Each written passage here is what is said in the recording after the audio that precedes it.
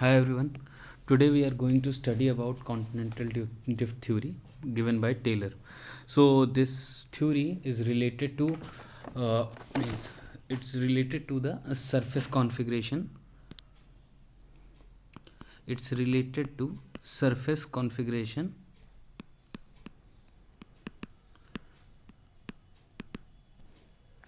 surface configuration of Earth. How this means how the earth surface or what you call the crust, you can say, like related to what is the crust, how it is surface landforms and forms are made. So means in the what can be said, some basic points related to when like continental drift given by the concept of continental drift.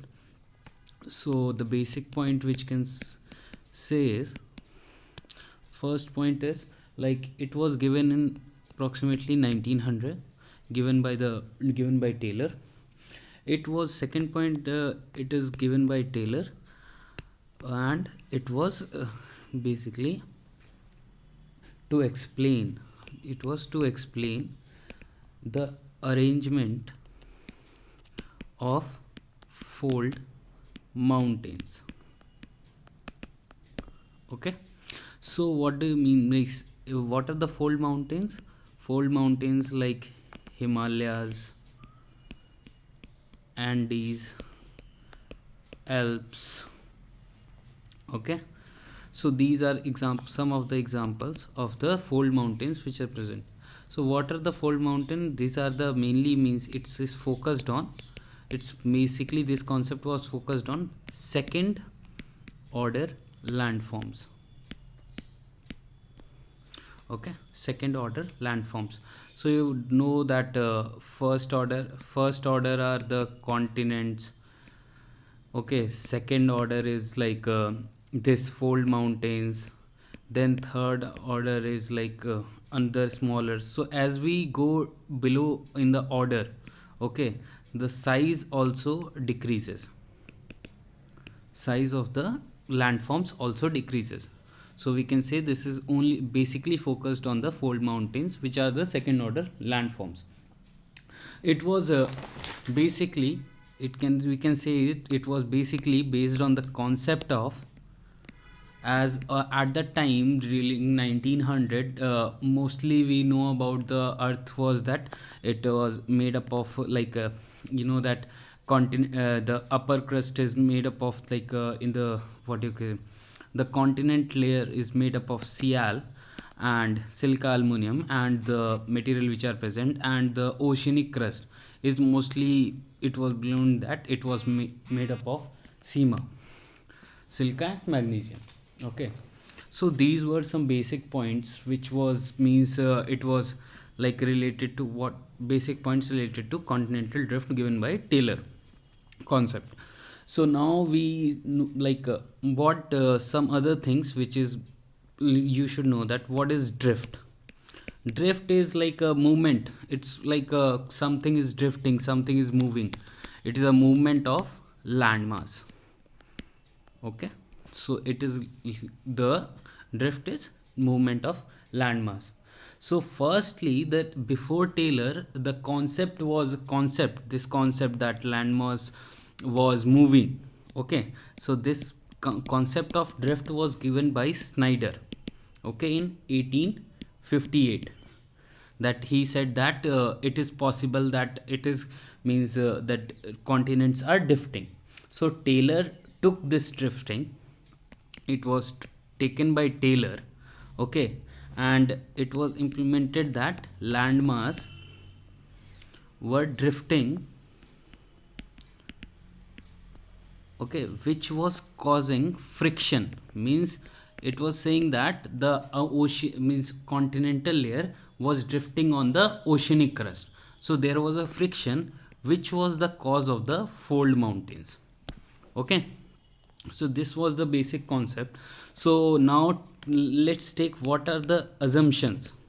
Okay, there were some assumptions which were taken by means Taylor, related to this, what means how it got to the theory, everything.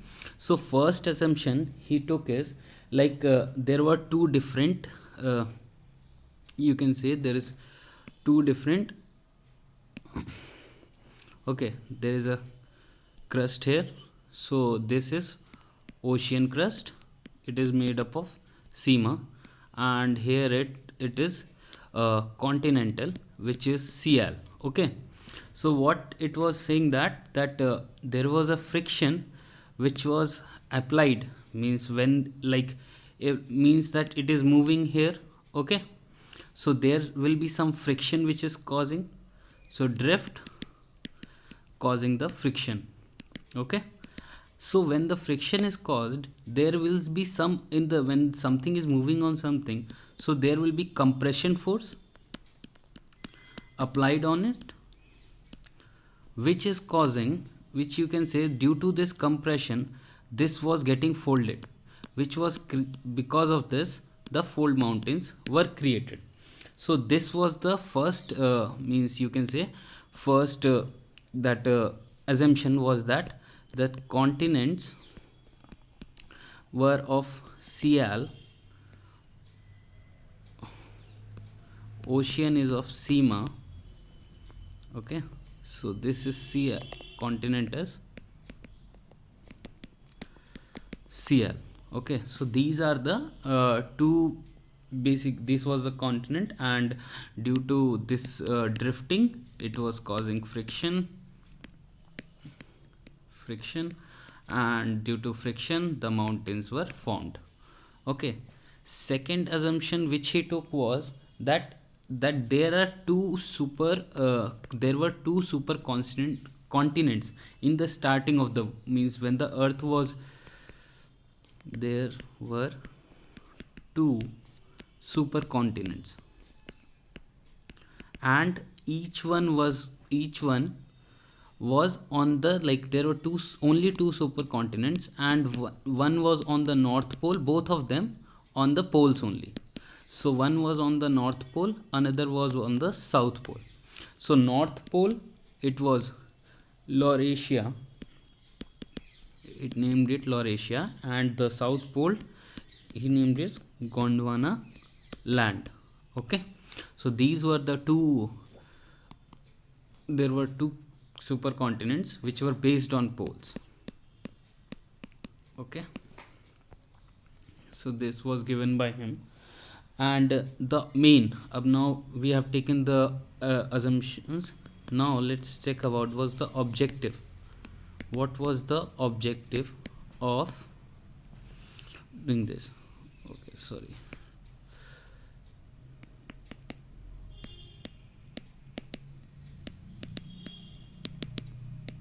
let's check what is the objective for, means what was the objective he was trying to prove, what was the theory. So he wanted to explain, okay, he wanted to explain the fold mountains formation according to their orientation. Okay, that means orientations, you know that there are two, if there is something like this, it is like a north south orientation. Okay, and if the mountains are like this, it is like uh, west east west orientation. So he took the example of four, he took the example of four mountains: Rockies, Andes. Okay, these are north south orientation, and another two, Himalaya and Alps, these are, you can say, east west orientation. Okay, so now we are trying to, like, what is, so basically he was trying to say that how these east how these east west and north south mountains can be explained by using two supercontinents present in the poles. Okay, so he was trying to basically, it was the main focus what he was trying to do, that how these east west north south mountain were created, what was the how this is used by the two supercontinent present on the pole. Okay, so this was the main objective over there. Okay, so now let's check it, what was the means, what was basically he was trying to do. So let's assume this is earth. Okay, so was the earth, this was equator. Okay, and there were two land masses. Okay, first one is in the north pole, it was Laurasia, and there is south pole, it's Gondwana land.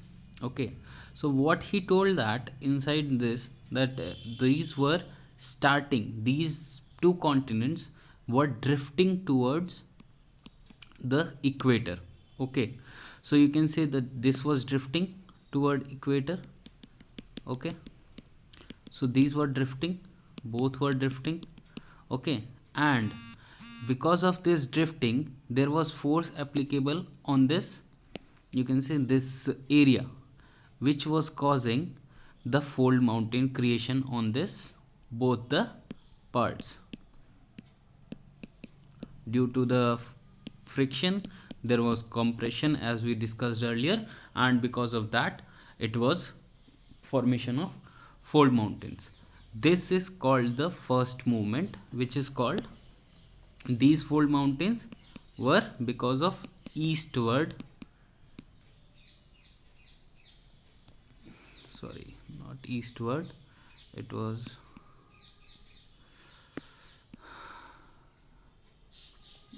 eastward one, it was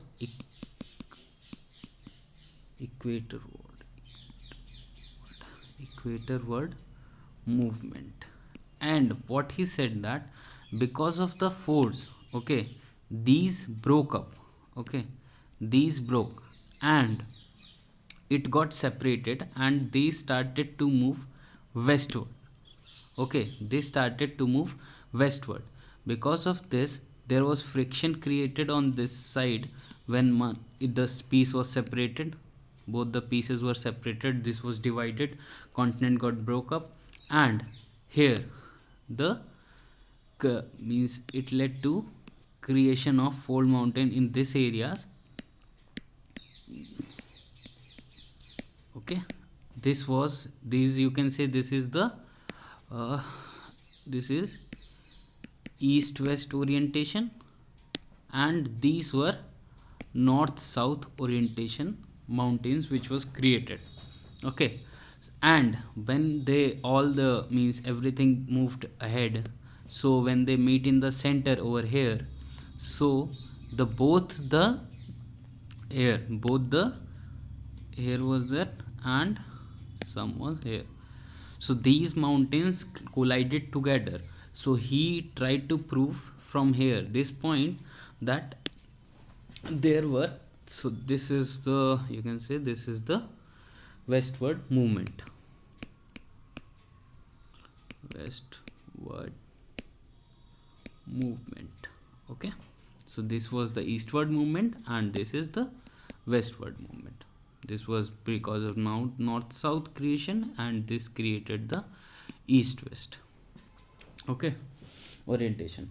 And from this, that this collision, he wanted to, that what his means, he proved that by using this, that how this parallel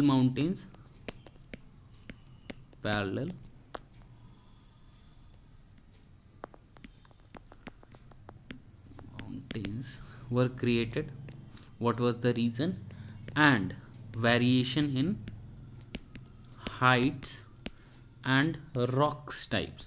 Means you can say that in the Himalayas there can be seen that there is a uh, in the Himalayas there is a variation of the rocks also, there is heights also, different layer, means first Himalaya, second Himalaya, so range also, these also changes.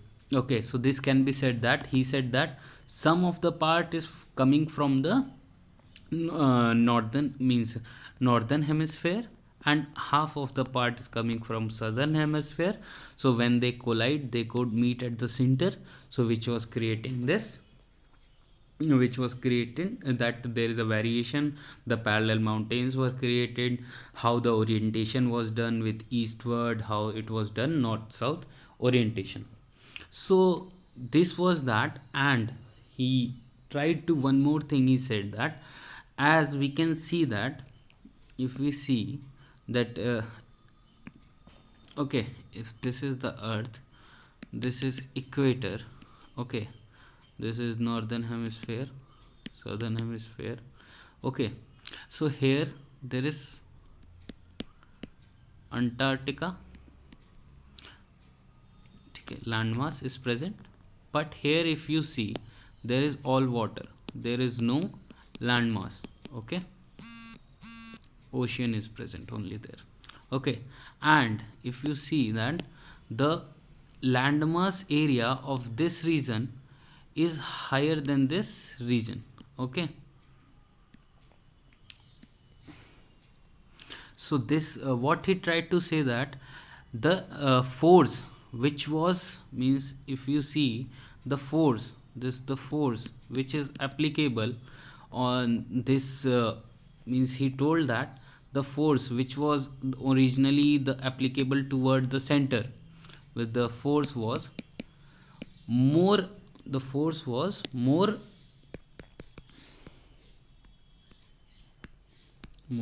or strong in northern hemisphere, okay, so the force was more strong in northern hemisphere, because of which all the landmass or most of it shifted to equator, okay, and it was low or weak in equatorial, low or low or weak in southern hemisphere, so there was left part in Antarctica, and by this he also said that this is the reason why there is less landmass in southern hemisphere as compared to northern hemisphere. So if you see the atlas also, you can see that the area of the in the northern hemisphere is more, okay, then it is less, okay, so this is what he tried to prove. So one of the positive thing about it is, like, what was the positive of this concept is that he told, he applied, this is the first time somebody applied concept, okay, first thing. Now let's take us what was the limitations, what were the limitations which were out of this. So first limitation of it, this concept was, there is no, means there was no geological evidence, okay, present, geo